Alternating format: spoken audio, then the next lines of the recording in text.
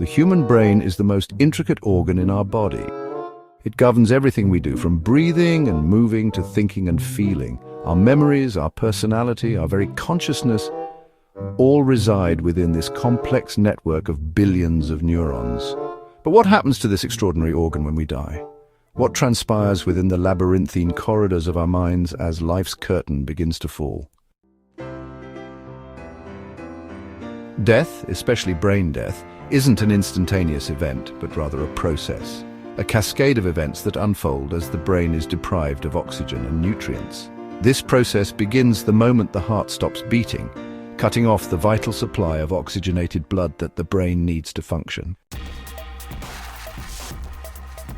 Without oxygen, brain cells, like all cells in our body, can't survive. They need a constant supply of oxygen to produce energy and carry out their functions.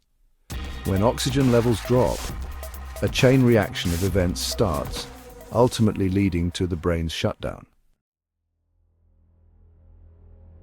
When brain cells are deprived of oxygen, they begin to die, releasing toxic chemicals that harm neighboring cells.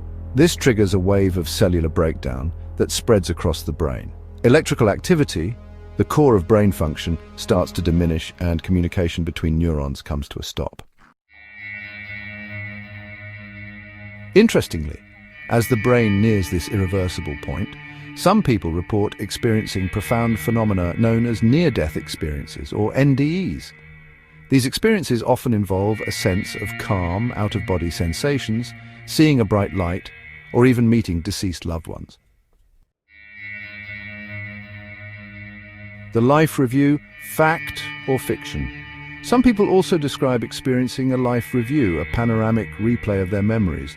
While these experiences are subjective and their exact nature is debated, some scientists believe they may be linked to the brain's final attempts to make sense of its dwindling resources. The question of whether these experiences are just hallucinations or actual glimpses into another realm remains a topic of ongoing scientific and philosophical debate. Some researchers suggest that near-death experiences might be caused by unusual brain activity triggered by a lack of oxygen or the release of certain neurochemicals. Defining the point of no return. Brain death. As the cascade of cellular death continues, the brain eventually reaches a point where its functions cease irreversibly. This is known as brain death. At this stage, even with medical intervention, the brain cannot recover. The intricate network of neurons that once gave rise to thoughts, emotions, and memories falls silent forever. The ethical dilemma, the intersection of science and morality. Brain death is not just a medical diagnosis, it carries significant ethical implications. The question of when to withdraw life support, the decision to donate organs, and the emotional toll on loved ones all come into play. Families are often faced with heart-wrenching choices, guided by medical advice but also influenced by their beliefs and values.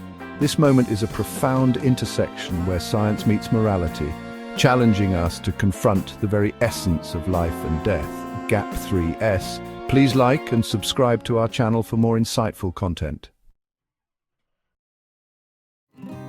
The finality of brain death, a scientific perspective. From a scientific perspective, brain death marks the definitive end of life. The organ that housed our personality, our memories, our very essence, ceases to function. While the heart can be restarted and other organs can be kept alive artificially, once the brain is gone, the person we once knew is no more.